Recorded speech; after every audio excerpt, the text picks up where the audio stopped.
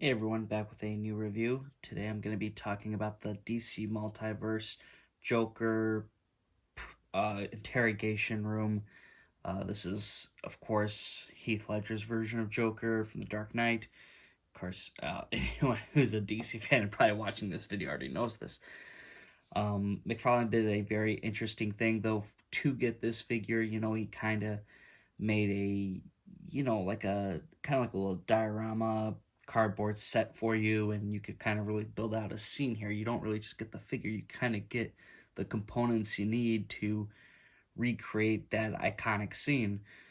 So I'm gonna go over really quick what you do get with this set, starting with the accessories. You do get two chairs, so something for Joker to sit on, something for Batman to sit on. And you also get the table, so you can, smack his head on it, whatever. Then you get a few alternate hands. Some are open hands, some are kind of pointing. And then you get two trigger figure hands, and then he currently has two fisted hands. You also get his cell phone, so he can get his phone call. So that's a nice thing to have. And up close with here, you also get these handcuffs. You could just pop the hands off. You also get the Joker figure itself. And with that, you then can say you kind of get this diorama back view here, instead of using that traditional, DC multiverse background. You get this scene. And as you can see, I kind of try to perfect it in this shot here where all you see is the scene setup from the movie. And I think that was a brilliant thing to have. My only thing is, I wish there was more with it, and I mean by having an extra figure. And not necessarily a Batman, because we get Batmans left and right, and we've already have two versions of the Dark Knight Batman.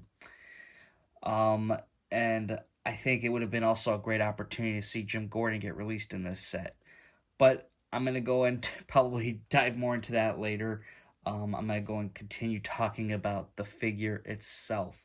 So, the Joker here is pretty much the same as you had for the actual, general release of the figure, as far as pants goes and the vest here. There's not much detail added into it. There's not any like shirt sculpting here like you'd see on the sides. There should be some stuff here. It's not necessarily accurate. Um, it is a nice look to here, but I'm not 100% certain if this is accurate to the movie yet. Now, what is cool is that the hands have a lot of weathering. That's something that you don't really see too much, but there is a lot of weathering into these hands. They're really like dirty looking. They really nailed that look. The head sculpt I am not fond of. I think this is the same exact one we've seen over and over again. It's a little bit more glossy, and you see a little bit more of Heath Ledger's face. The downside here is I also think they really should have released an alternate head for this figure. And like getting a laughing Joker head, I think would have been fantastic. But we unfortunately don't get that, and this is the third Joker I think we've seen. So there's, you know, uh, that kind of sad part where we're not really seeing that yellow teeth, and I don't know. Maybe that's just me, but I think there's a lot of fans out there that do want to see a alternate head for Joker here that does show him like kind of giving that beautiful smile of his. The back of the figure, not much is going on here. It looks really shiny. It's a really reflective look. The hair looks pretty good from the back. Not too bad. He's got some baggy diapers here, but I guess it's since his pants are supposed to be baggy, it doesn't come too bad, but it is kind of odd here and there. And of course, he's got that gold heat chain. Here is Joker next to the previous versions that we've gotten from McFarlane so far. As you can see here with the head sculpts, They are exactly the same. There isn't any difference there. You can see the hair goes the same direction. And for me, at least, this head, like the paint job done on it, I think is the weakest of the three. I actually think the Robber Joker is possibly the best one. I think that one was just kind of perfect how they did it. And then the original one is, of course, the most makeup on there. And it just kills me that there isn't a laughing face at all, and at least throwing that so we could swap something here. I mean, this one has a lot more makeup smearing, but it's just like really glossy. It's a very glossy looking figure, and you can see with the vest on the original one, it's the same as well, and it kind of gets a little bit lighter. And it's a little bit more shinier too. So that kind of changes a little bit. And the pants area of the figure definitely gets mostly similar, but there's a slight difference. And the boots on the new figure is a bit darker. All three boots seem to have different shades. Joker next to the villains in the Dark Knight movies. Here is Batman about to F up the Joker. I don't have the cloth cape Dark Knight yet. I have him pre-ordered on Amazon, and that's, apparently being shipped from hell. So, this is why you need to get a cloth figure sometimes.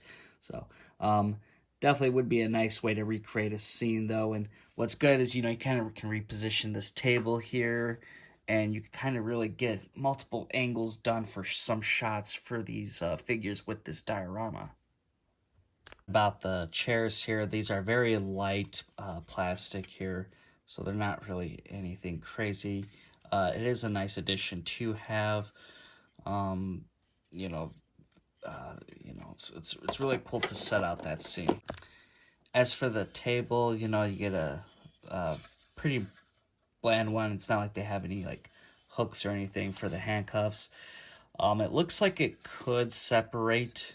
I'm not entirely sure. I tried pulling it a little bit. It didn't seem like it was budging, so I'm not going to mess with it and break it. If that's something you're willing to do, by all means.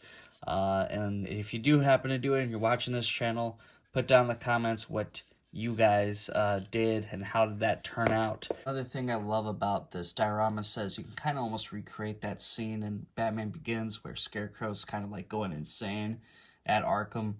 I think that'd actually be a very nice figure. I really hope McFarlane does release another Jonathan Crane figure in his suit and get that, Killian Murphy head and maybe a regular Scarecrow mask. I want to see Scarecrow get the Joker treatment, to be honest with you.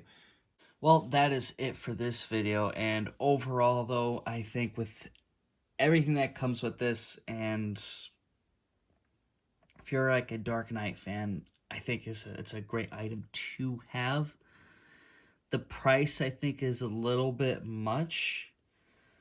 I think if there was an additional figure like Jim Gordon, so we wouldn't have to have a Jim Gordon like this standing next to him, I I think I think everyone would have appreciated a 7-inch Jim Gordon figure, and I think the only way we could have seen it really happen was getting thrown in this box set because there's so much room for it to happen. I think it's a very missed opportunity, and it's very sad.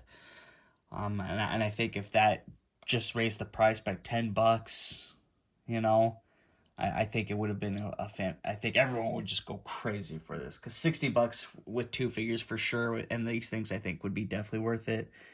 But here we are. This is what you get, and I think it was a nice thing to have. I think it's just some missed opportunities. Like we could have had the alternate head for the Joker. It definitely would have been nice to have that. But for the other stuff that came into play of those scenes, I think they did do very well. I think the table and the chairs, the cell phone, the cuffs, I think all those were nice additions, and it's sweet that we did get swappable hands. Thank you guys for watching. Put down in the comments what you thought about this figure. If you like this video, hit that thumbs up button, subscribe to the channel if you haven't already, and I will see you guys in the next one.